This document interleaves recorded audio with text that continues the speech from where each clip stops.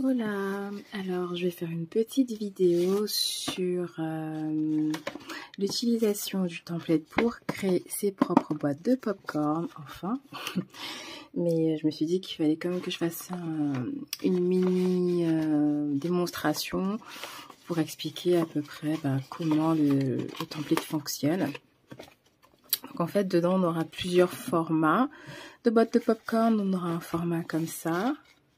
Donc, par contre, j'ai oublié de prendre les mesures. Bon, je les mettrai après. Mais par exemple, celle-ci, c'est pour une boîte d'environ 15 cm de hauteur. Donc, on a ce format-là. Ensuite, je les ai mis les unes dans les autres. On a le format comme celui-là. Voilà. Donc, celui-ci, je crois qu'il fait 13 cm. Donc un format à peu près la même chose, hein. Donc un plus petit, un petit peu plus petit du coup. Il y a le format que j'avais déjà fait la première fois, encore plus petit, coupé à la main. Et quand on coupe avec la Cricut, il est encore plus rikiki. Donc, mais je me dis que ça peut toujours servir d'avoir tous ces formats-là. Donc ça c'est la même chose, c'est juste que couper à la main, c'est cette taille-là. Couper avec la Cricut, c'est celle-ci. Et enfin, il me reste le format sans les petites vagues. Je vais essayer, je ne sais pas si je vais toutes les montrer ou alors je ferai plusieurs TikTok pour essayer de montrer en tout cas comment, à quoi correspond, enfin, quelle base correspond à chaque format. Ok, donc démonstration numéro 1 avec donc le template pour ce format-là. Donc, c'est une boîte assez grande, on peut mettre vraiment pas mal de popcorn dedans. Et donc, son template se présente comme ceci. Donc, du coup, j'ai mis plusieurs pages. À chaque fois, j'ai mis donc boîte 1, boîte 2. Donc là, on est sur la boîte 1. Donc, j'ai mis que c'est une page à imprimer 2 fois, puis à assembler.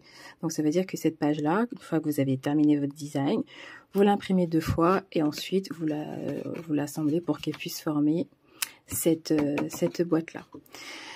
Donc, la base initiale se présente comme ceci. Donc là, j'ai repris des anciennes, je vais refaire un thème, enfin continuer un thème que j'avais commencé, donc il y a un thème de la jungle pour un anniversaire. Et du coup, je vais m'en servir pour faire des boîtes de popcorn et à ce moment-là, elles vont me servir pour les apporter dans la fête. Donc je reprécise à nouveau, ce sont des créations personnelles. Ça, c'est vraiment pas pour de la vente, c'est juste que par contre, mes templates sont effectivement en vente. Ok, donc du coup, le fichier pour la boîte numéro 1. Donc là, on a ce qu'on appelle une frame. Donc une frame, c'est, voilà, vous pouvez dedans inclure n'importe quelle image. Donc je vais la dupliquer. Parce que vous pouvez soit travailler sur votre forme de base, mais je vous conseille quand vous utilisez le template, garder quand même la base initiale et dupliquer la page et travailler sur la copie. Comme ça, ça vous évite de devoir rouvrir le fichier ou d'aller rechercher où se trouve le template initial si vous avez fait une erreur. Donc la frame, donc ce qu'on appelle une frame ici, c'est qu'on peut inclure dedans, faire glisser une image et la forme va carrément prendre l'image qu'on a glissée dedans. Donc là, pour l'exemple que j'ai fait ici, j'ai pris du coup, alors moi j'ai déjà fait une sélection.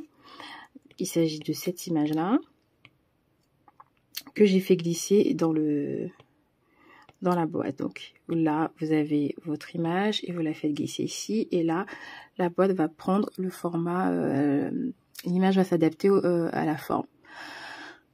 J'ai changé l'arrière-plan. Donc ce qui est bien aussi avec Canva, c'est que vous avez quand même la main sur tout. Donc j'ai quand même changé l'arrière-plan ici parce que je voulais, comme je vais rester sur un fond blanc, je voulais bien voir la distinction. Et même quand je vais imprimer, pour découper,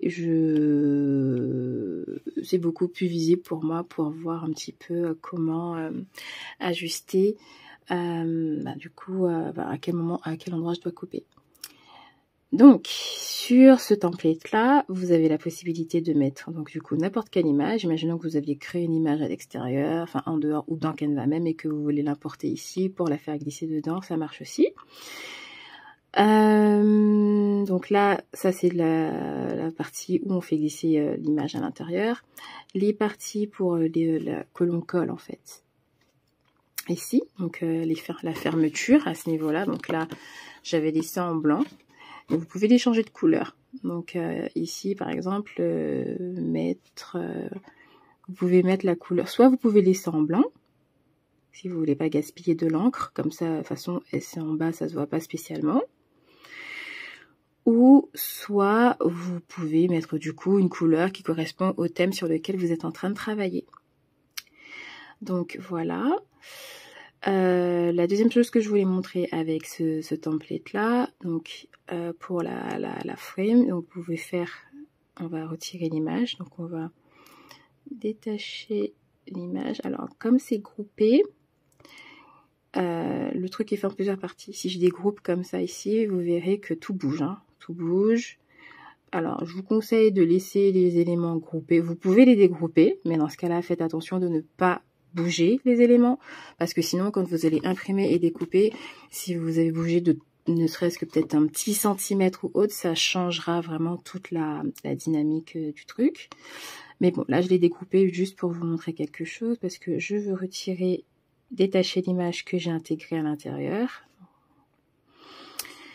Et par exemple, imaginons que vous ne voulez pas mettre une image, mais que vous voulez juste une couleur de fond. C'est donc comme d'habitude dans Canva, hein, donc vous allez sélectionner la forme et vous allez aller dans les couleurs, là-haut. Et là, vous allez choisir la couleur que vous souhaitez. Donc imaginons que je voulais du rose comme ceci. C'est parfait, on a du rose. Et ensuite, comme je vous l'ai expliqué tout à l'heure, les fermetures, les couleurs sont modifiables. Donc vous pouvez modifier comme bon vous semble. Ensuite, imaginons que là, vous avez votre base colorée, mais maintenant vous voulez ajouter des éléments de Canva. Donc pour ça, on va aller prendre des éléments, je sais pas. Voilà, donc imaginons que vous avez une fête sur le thème, une décoration sur le thème des années 2000 et que vous voulez voilà prendre 2-3 éléments par-ci par-là sur la thématique pour décorer votre boîte. Donc vous pouvez, comme d'habitude, faire votre recherche dans Canva. Mais avant vous pouvez du coup placer vos éléments partout sur la boîte. Mais avant de faire ça, initialement, il faut. Donc si vous avez dégroupé, pensez à regrouper. Donc sur l'ordinateur, c'est simple, il suffit de tout sélectionner avec la souris, de faire grouper.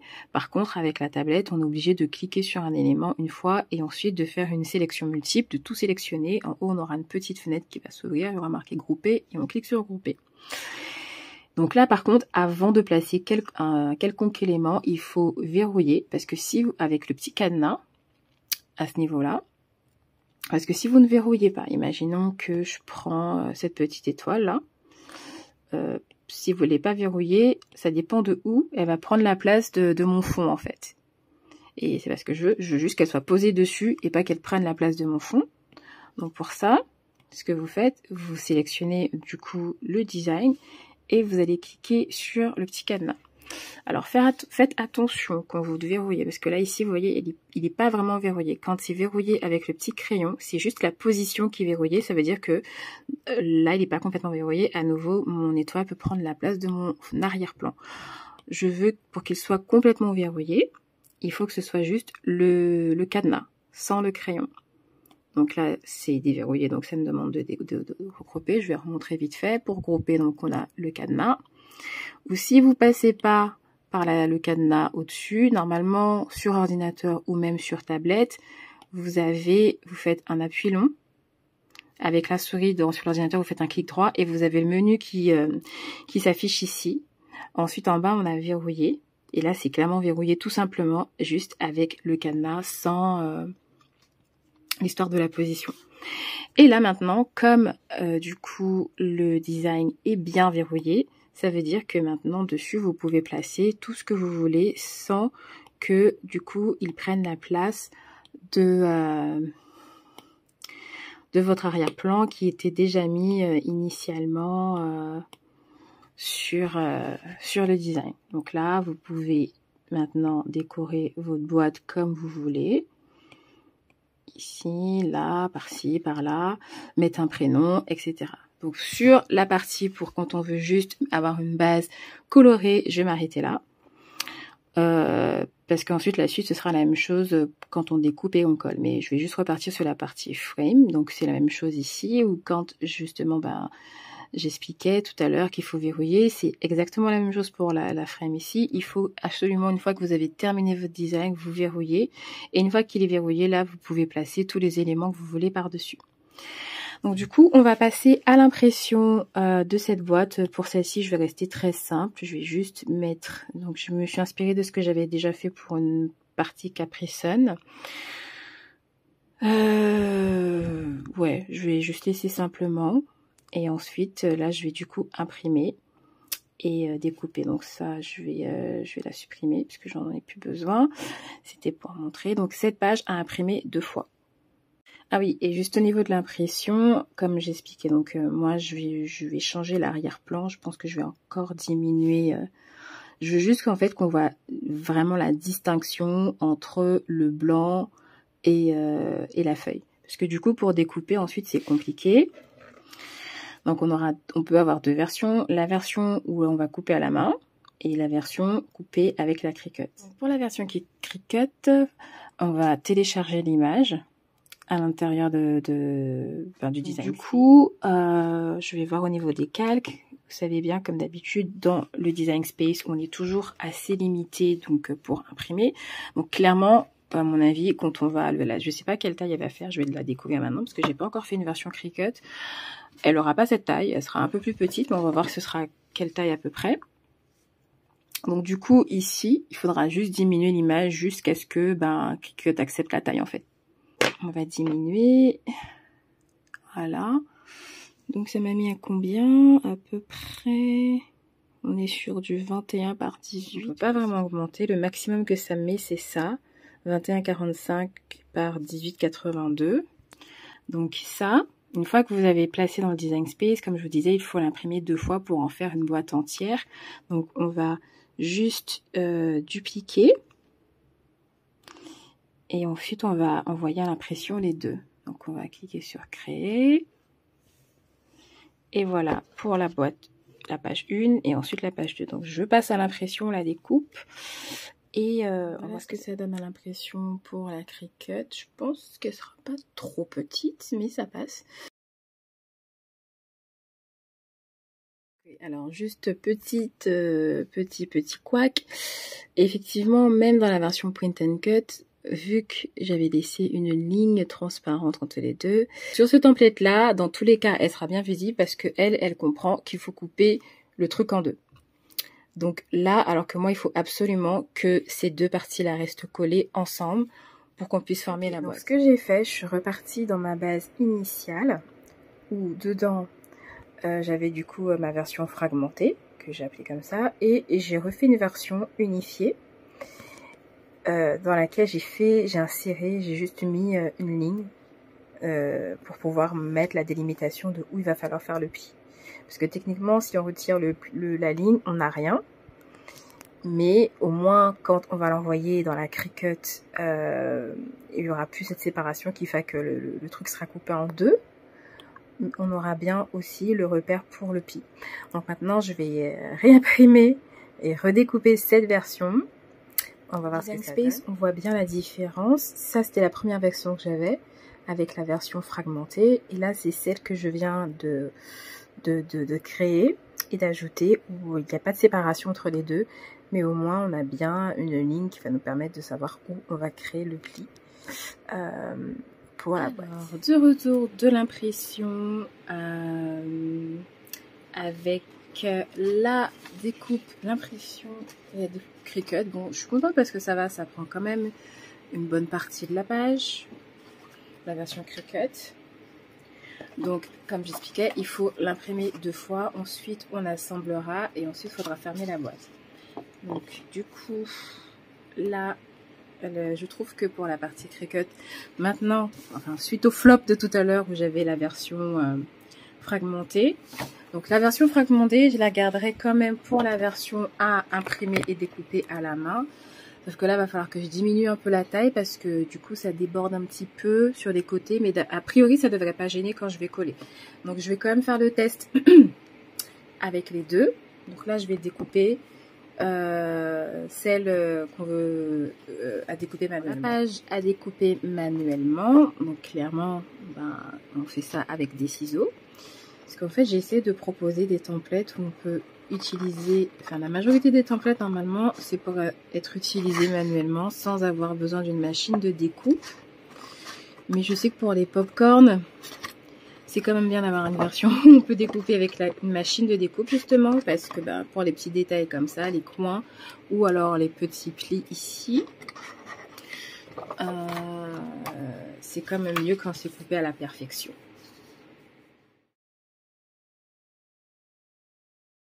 Alors voilà donc les deux versions découpées. Donc ça c'est celle que j'ai coupée moi-même. Donc honnêtement si on n'en a pas énormément, c'est faisable à la main. Par contre si on en a une vingtaine ou autre, bon après ce qui est chiant à la main c'est qu'on aura toujours des petits détails qui font qu'on ne sera pas exactement pareil. Par contre avec une machine de découpe là il n'y a rien à dire. Franchement tout est smooth, tout est bien découpé. Voilà. Du coup, là, moi, pour plier, j'utilise un bord de rainage comme ça, parce que j'ai toujours pas investi dans la roue de rainage de Cricut. Et en plus, ouais, comme c'est pas quelque chose que je fais vraiment, je vais pas vous cacher que pour l'instant, moi, je ne sais pas trop. Voilà, il faudrait que je mette le nez dedans quand j'en aurai une. Mais pour l'instant, je fais la préparation des plis manuellement. Donc là, c'est notre petite version coupée avec la Cricut. Donc j'avais quand même mis, c'est pour ça que j'avais laissé les lignes, c'était pour me permettre d'avoir le repère pour identifier le milieu, enfin le centre. Donc là, je vais la placer et je vais activer tous les plis, enfin préparer tous les plis sur les deux côtés. Voilà, c'est fait. Maintenant, on va passer au pli. Donc du coup là par rapport au repère on utilise ça pour faire les plis de chaque côté. Après on peut les faire manuellement, mais c'est vrai que ça aide, et ça aide à avoir des plis propres en fait. Je l'ai pas fait pour en bas, je me suis dit que j'allais faire directement comme ça, parce que voilà, je montrais les deux manières qu'on peut faire des deux façons. On peut soit utiliser des rainages, des traits de rainage, ou soit à la main. Ça se fait aussi. Et donc du coup, pour former la boîte, donc on a une première partie et là la seconde. Il faut utiliser la barre qui est ici pour la coller avec l'autre partie, comme ceci.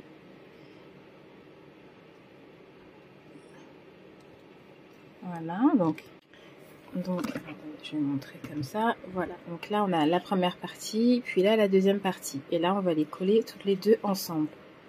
Pour ce qui est de la colle, donc soit vous pouvez utiliser de la colle permanente en roll-on, mais moi j'utilise une colle, enfin j'utilise les deux. C'est-à-dire que pour ici, j'aime bien utiliser une colle liquide parce que ça me permet d'ajuster rapidement si je suis pas bien mise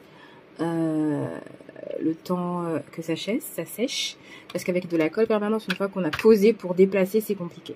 Enfin bon, ce sera mieux d'expliquer. Pour cette partie-là, moi j'utilise de la colle liquide.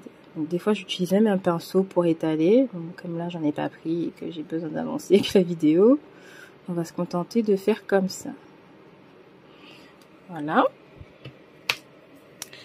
Ensuite on prend l'autre bout qui est ici et l'ajuster. Voilà, c'est pour ça que j'aime bien quand c'est liquide, parce que ça me permet, j'ai le temps de voir ce qui se passe avant de me dire ok c'est bon, on peut fixer et que ça peut sécher.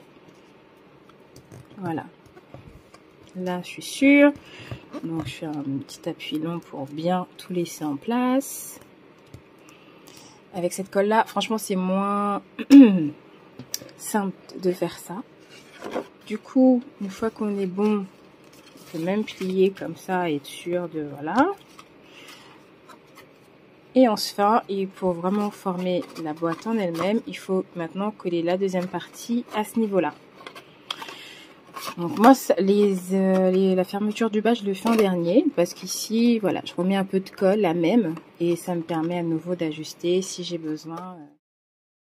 Et ensuite, on maintient ici et là.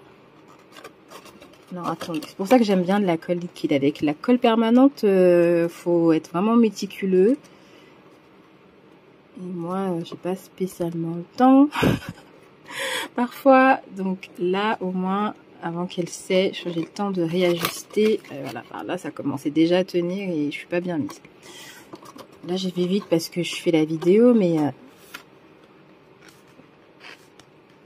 normalement, bon, voilà, il faut vraiment que les deux bouts se mettent bien au bord comme ça, enfin, voilà, que se rejoignent bien.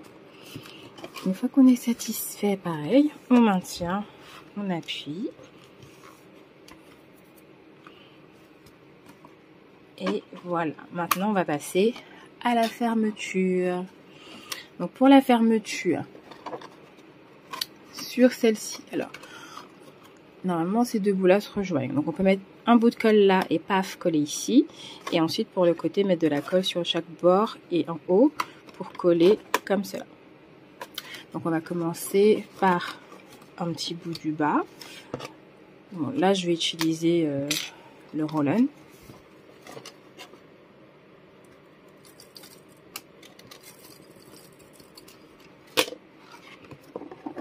Avant de coller, vérifiez bien que vous êtes bien, la boîte est bien carrée, que c'est bien formé.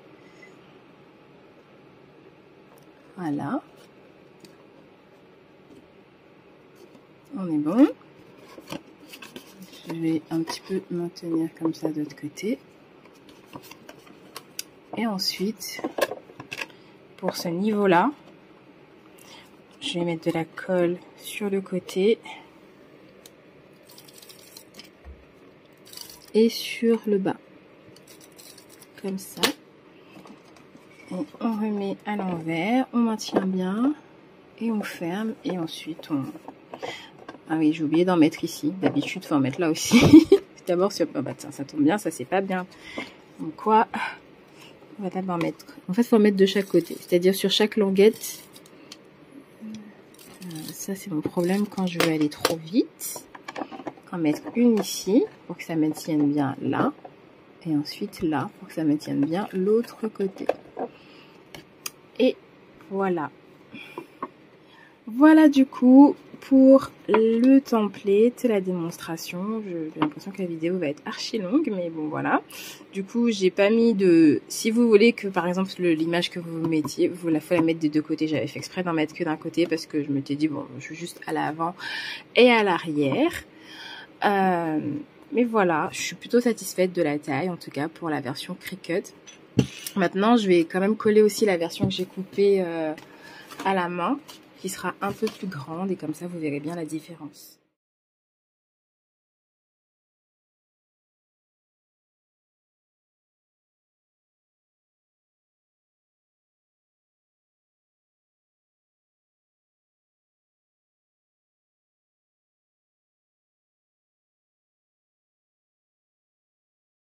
Voilà, les deux sont collés. Donc ça, c'était la première qu'on a coupée avec la Cricut, qui a cette taille-là. Et voici la deuxième, donc un peu plus grande quand c'est coupé à la main. Et qui vraiment, ça se voit pas à la caméra, mais franchement, au niveau de la taille, c'est top. Je veux dire, même si vous faites une soirée film chez vous et que vous voulez faire un truc avec des pots personnalisés juste pour marquer le moment, ou comme j'aime bien dire, hein, faire une petite déco instagrammable, bah franchement, je trouve que ça passe. Je suis plutôt satisfaite de cette version-là. Comme la vidéo est assez longue, je vais m'arrêter là pour la présentation du template. Mais les autres, voilà, à peu près, je vais reprendre ensuite pour les autres et qui seront découpés plus proprement, hein, parce que comme j'avais expliqué là, c'était des brouillons, sauf celle-ci que j'avais déjà faite, toujours d'ailleurs pour le même anniversaire, qui était une autre version, mais j'ai gardé le même sticker pour faire un petit rappel de l'identité visuelle. Enfin voilà, donc en tout cas, le template sera en ligne techniquement, je pense au plus tard la semaine prochaine. Et on sera bon sur enfin la mise en ligne de des boîtes de popcorn.